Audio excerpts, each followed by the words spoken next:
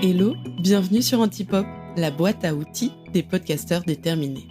Je suis Anne-Claire Leca. Après des années en agence de marketing et de communication, je suis tombée dans la marmite des podcasts.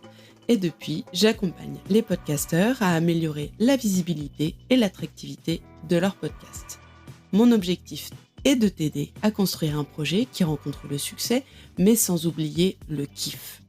Sur Antipop, je partage seul ou avec mes invités des conseils concrets pour t'aider à passer à l'action et pour activer les bons leviers de croissance adaptés à ton podcast.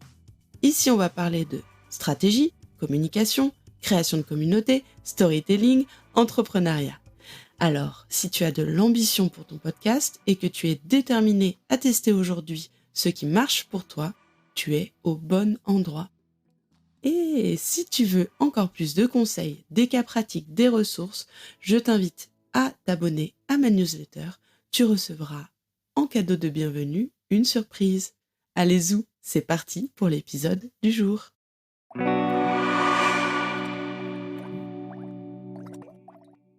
Hello, hello, je suis ravie de te retrouver pour le premier épisode de la saison 2 du podcast Antipop. Pour commencer aujourd'hui, j'avais envie de donner un petit coup de pied dans la fourmilière sur des choses que j'entends souvent et qui, je t'avoue, m'agacent un peu. En fait, je trouve qu'on entend toujours les mêmes conseils pour faire grandir son podcast et qu'il y a des choses qu'on oublie de dire. Les conseils qu'on entend souvent, je vais te les donner un peu en vrac, c'est il faut publier régulièrement, il faut publier toutes les semaines, sinon ça va pas marcher, il faut faire de la pub pour son podcast, il faut créer de la cross-promo. Du coup, j'avais envie de te donner un petit peu de perspective par rapport à ces conseils-là et te proposer une approche qu'on n'entend jamais, qui est que, en fait, selon la maturité de son podcast, on ne doit pas adopter la même stratégie de croissance.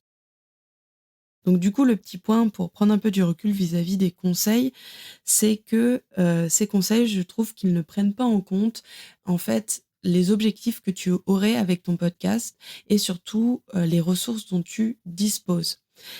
Si tu as pour objectif de monétiser ton podcast, c'est-à-dire d'en faire un média et de gagner de l'argent en monétisant ce média, c'est sûr que les KPI, les indicateurs que tu vas devoir choisir, c'est le nombre d'écoutes par mois, puisque tu vas travailler peut-être avec un système de monétisation qui va être du CPM.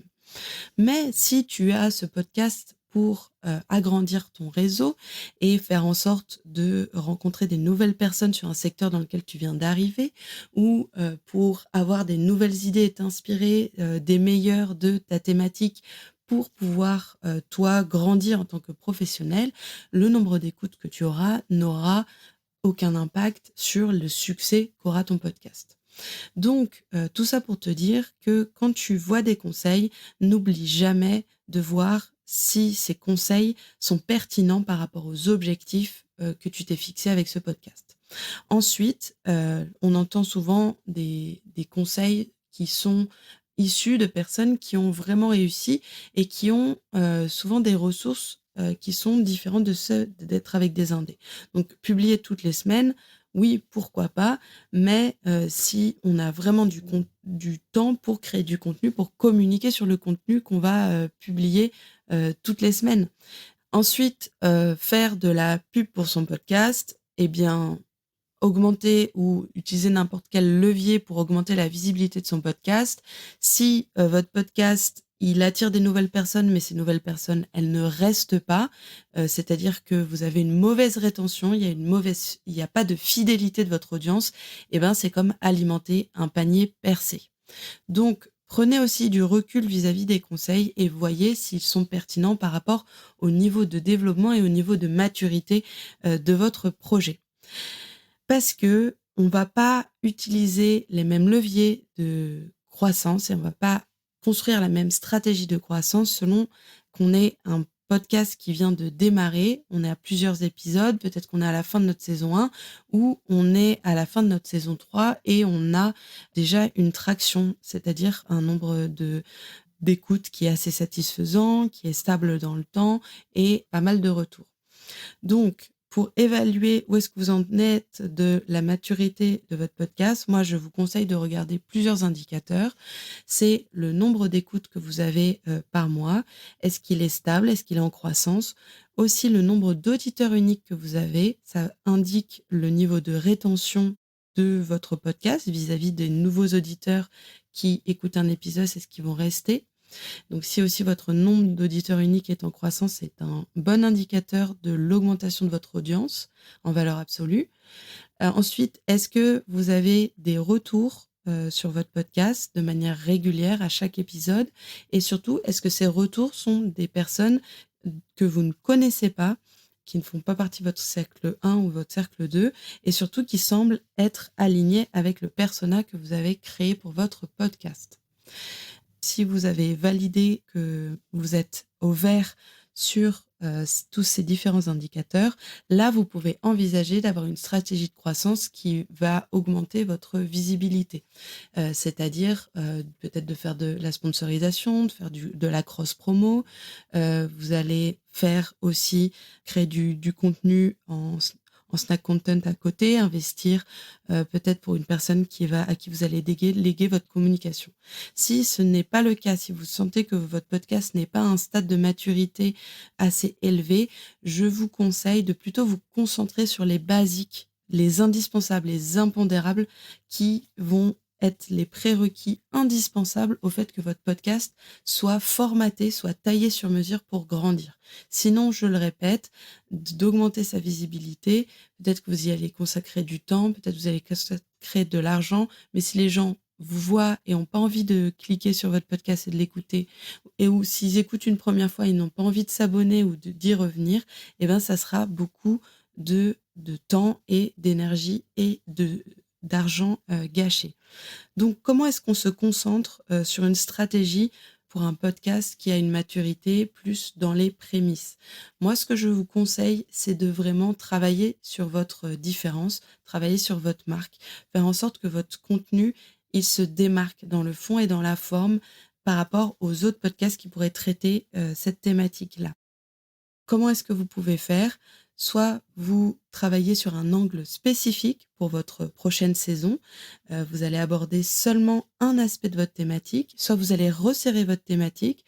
Vous n'êtes plus sur un podcast de parentalité, vous êtes sur un podcast de parentalité des mamans solo, ou vous pouvez aussi travailler votre concept, c'est-à-dire faire en sorte que vous travaillez sur une expérience auditeur qui ne ressemble pas aux autres. Il y a des podcasts qui ont tout à fait réussi à le faire. Un podcast qui n'existe plus aujourd'hui, il ne publie plus d'épisodes, mais qui avait super bien réussi à le faire. C'est À bientôt de te revoir, qui aurait pu être un énième podcast d'interview comme un autre. Non, Sophie Marie Larouille, qui est une génie à côté de ça, elle a travaillé sur un concept super marrant où en gros, les deux personnes, elles sont comme sur un canapé et c'est la contre-soirée dans la cuisine.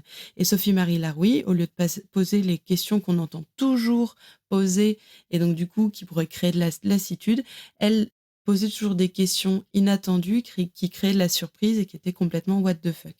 Là, on voit comment est-ce que À bientôt de te revoir, il est passé à côté du piège de faire un énième podcast d'interview de personnes inspirantes. Elle a travaillé sur un concept, donc une façon d'interviewer les gens qui était facile à retenir, qui créait de la surprise et qui faisait que ça avait une différence très forte par rapport aux autres. C'est ce genre d'action, c'est ce genre de choix qui va faire que les gens vont vouloir rester et écouter votre podcast. Une autre chose pour accentuer votre marque, faire qu'elle soit plus forte et travailler votre différence, c'est de parler de vous, c'est de travailler votre marque personnelle, de vous mettre en valeur et de vous révéler à travers votre contenu et de faire en sorte que ce que vous partagez de vous, pour que ça doit être pertinent et ça doit être intéressant pour votre audience, bien sûr.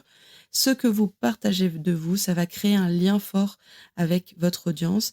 Et s'ils viennent pour une thématique, par curiosité par rapport à un concept, ils vont rester à cause de cet attachement qu'ils ont par rapport à qui vous êtes. Et ça, c'est une différence qui est très forte qui fait que vous vous démarquerez parce que vous êtes la seule personne à être vous. Ensuite, une autre chose à travailler absolument, qui fait partie des impondérables et qui, pour moi, en fait, devrait être fait par tous les podcasts, quel que soit leur niveau de maturité, c'est la conversation continue avec son audience. Et plus que son audience, les personnes de son audience. Il faut connaître sur le bout des doigts ses auditeurs. Et quand je dis sur le bout des doigts, c'est pouvoir construire un persona qui est pertinent avec vos objectifs, avec votre stratégie, mais qui est aussi incarné, c'est-à-dire que ce soit une vraie personne. Et quand on lise votre persona, on ait une bonne idée de quelles sont ses motivations, ses joies, ses peines, quel est le genre de musique qu'il ou elle aime, quels sont les autres podcasts que cette personne aime. Avoir une approche vraiment construite et méthodique de votre persona, ça vous permettra d'avoir du contenu qui est pertinent de qualité, qui va attirer l'attention et surtout de n'être jamais à court d'idées pour avoir des épisodes. Avoir aussi une relation qui est construite, qui est soutenue avec son audience, c'est de créer des interactions de manière régulière avec elle. Donner des rendez-vous, poser des questions et pas le faire n'importe comment, de manière un peu éparpillée. Vraiment avoir une vraie stratégie de co-création avec son audience, j'allais dire sa communauté. Ça, c'est l'étape d'après. C'est quand nos auditeurs, on les connaît et on les a rassemblés à un seul endroit, on crée la conversation. Là, c'est une vraie communauté. Mais si on ne connaît pas son auditeur, qu'est-ce qu'il aime, qu'est-ce qu'il aime pas, eh ben, on pourra pas créer du bon contenu pour lui et surtout, eh ben, on ne pourra pas créer un podcast qui crée de la rétention, qui crée de la fidélité. Ensuite, un troisième basique, un impondérable sur lequel on doit travailler et qui fait en sorte que la croissance, ne soit pas seulement un coup de bol ou un coup de chance, parce qu'un invité a bien partagé un épisode, qu'il avait une grosse communauté et que toutes les personnes sont arrivées à ce moment-là, c'est d'avoir une approche vraiment carrée, structurée de sa communication. On ne le dira jamais assez, créer du contenu, c'est 30% du boulot. Le faire savoir, le faire connaître et de créer un système qui nous permette de communiquer de manière régulière et de mettre en valeur notre contenu, de faire comprendre pourquoi il est intéressant, qu'est-ce qui est différent dans notre approche, pourquoi c'est utile pour votre persona. Donc, créer un système d'organisation, mais aussi un système de type de poste, un système de communication qui vous permette de le faire de manière régulière. Ça vous permettra d'avoir une visibilité qui est régulière, qui est soutenue et construire des bases saines pour la croissance de votre podcast. Voilà pour mes réflexions sur le fait d'adapter la stratégie de croissance et de actionner les bons leviers de croissance en fonction de son niveau de maturité de podcast. C'est pas des pensées, c'est pas des réflexions qu'on entend partout. Donc, je serais super contente et super curieuse de savoir ce que tu en as pensé. Viens m'en parler sur LinkedIn, Anne-Claire Leca, ou si tu es dans la communauté Discord EcoFactory, viens débriefer avec moi de cet épisode. Je serais vraiment curieuse de savoir ce que tu en as pensé. À très vite. Merci beaucoup d'avoir écouté cet épisode jusqu'au bout. J'espère qu'il t'a plu et qu'il t'a été utile. Pour encore plus de conseils, je t'invite à t'inscrire à ma newsletter. Et si c'est déjà fait, viens partager avec moi sur Instagram ou sur LinkedIn les idées que ce podcast t'a inspirées. On se retrouve tout bientôt pour un nouvel épisode.